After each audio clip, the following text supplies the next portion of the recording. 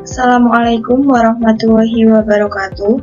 Bapak Ibu yang budiman, pada kesempatan kali ini kami akan menjelaskan mengenai dana abadi di bidang pendidikan berdasarkan Peraturan Presiden Nomor 111 Tahun 2021.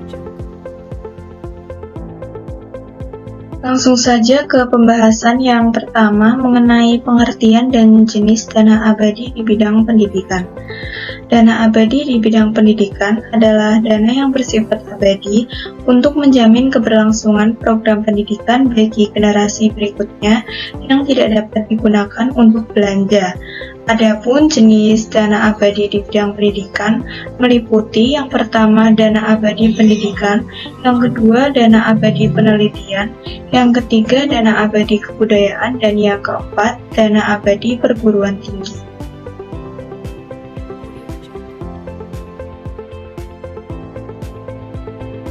Selanjutnya yaitu mengenai sumber-sumber dana abadi di bidang pendidikan. Bisa dari 3 sumber. Yang pertama, anggaran pendapatan belanja negara atau APBN. Yang kedua, pendapatan investasi.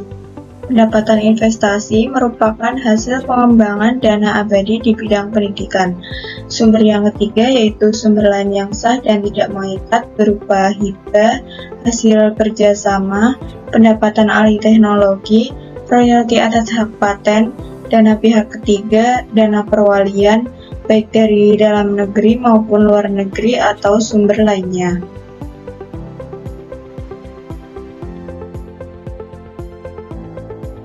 Pembahasan selanjutnya mengenai Dewan Penyantun.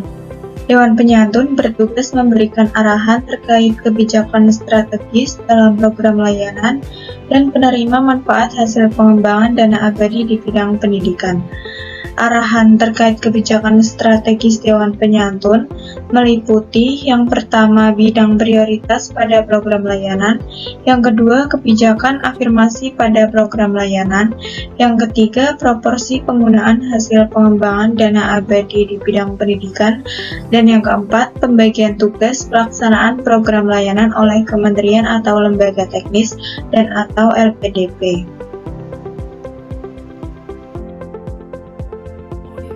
Keanggotaan Dewan Penyantun ada 5. Yang pertama, Menteri Koordinator Bidang Pembangunan Manusia dan Kebudayaan sebagai ketua.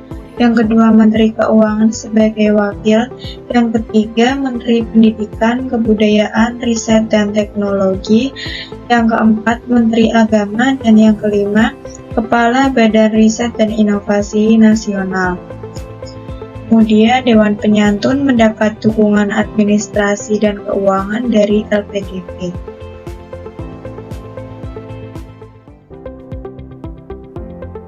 Pembahasan selanjutnya yaitu mengenai pengelolaan dana abadi di bidang pendidikan.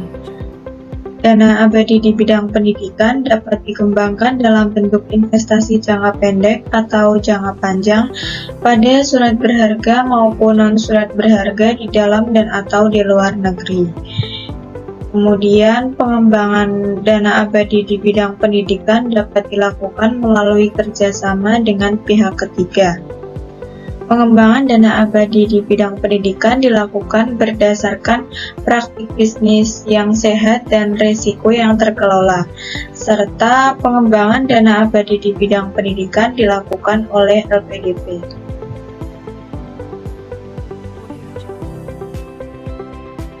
Pembahasan selanjutnya yaitu mengenai Dewan Pengawas. Dewan Pengawas melaksanakan fungsi pengawasan terhadap LPDP.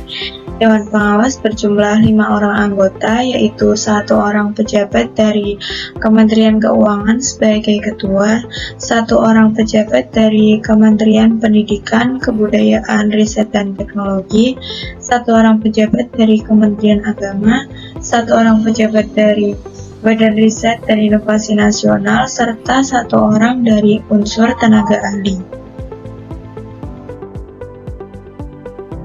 Selanjutnya yaitu mengenai program layanan dana abadi di bidang pendidikan.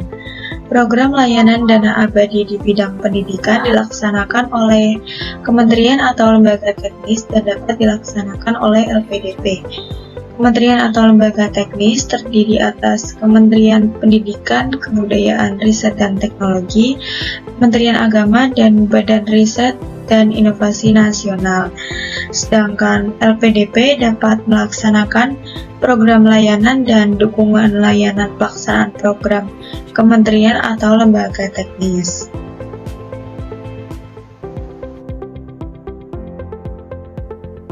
Pembahasan selanjutnya yaitu mengenai penggunaan dana abadi di bidang pendidikan. Hasil pengembangan dana abadi di bidang pendidikan digunakan untuk melaksanakan program layanan, operasional, atau untuk menambah dana abadi di bidang pendidikan. Hasil pengembangan dana abadi pendidikan digunakan untuk program layanan, beasiswa gelar dan non-gelar, peningkatan kompetensi gelar dan non-gelar, pendanaan riset, pendidikan keagamaan dan pendidikan pesantren, serta program layanan lainnya sesuai arahan Dewan Penyantun.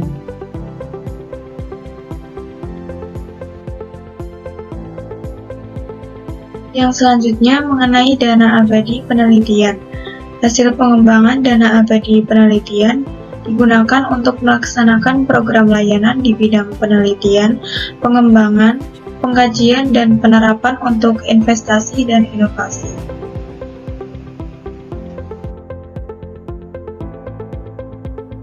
Dana abadi kebudayaan.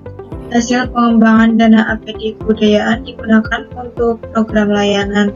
Yang pertama, fasilitas bidang kebudayaan bagi komunitas dan pelaku budaya. Yang kedua, produksi kegiatan kebudayaan. Yang ketiga, produksi media. Dan yang keempat, program layanan lainnya sesuai arahan Dewan Penyantun. Kemudian dana abadi perguruan tinggi.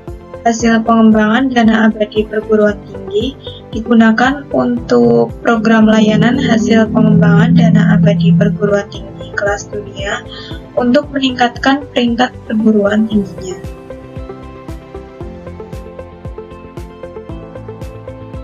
Bahasan yang selanjutnya yaitu mengenai penerima manfaat dan mekanisme penyaluran.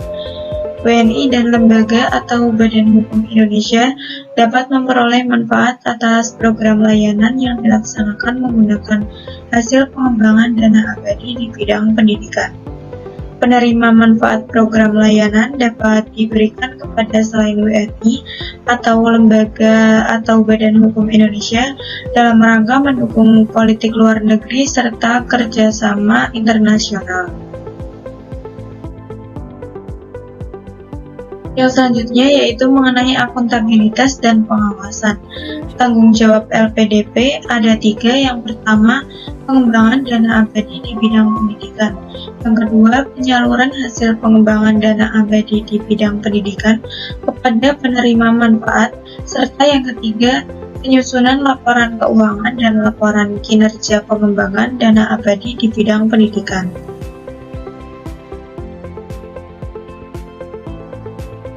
Tanggung jawab kementerian atau lembaga teknis dan LPDP ada 2. Yang pertama, pelaksanaan program layanan hasil pengembangan dana abadi di bidang pendidikan. Dan yang kedua, penyusunan laporan pelaksanaan program layanan penggunaan hasil pengembangan dana abadi di bidang pendidikan. Kemudian laporan dari LPDP disampaikan kepada Dewan Penyantun, dan laporan dari kementerian atau lembaga teknis disampaikan ke Dewan Penyantun dan LPDP.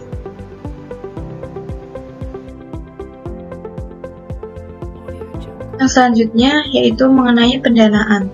Anggaran yang diperlukan bagi pelaksanaan tugas LPDP, termasuk pembiayaan program layanan kementerian atau lembaga teknis, dibebankan pada APBN melalui anggaran belanja Kementerian Keuangan, dalam hal ini LPDP. Anggaran yang diperlukan bagi pengelolaan program layanan oleh kementerian atau lembaga teknis dibebankan pada APBN melalui anggaran kementerian atau lembaga teknis.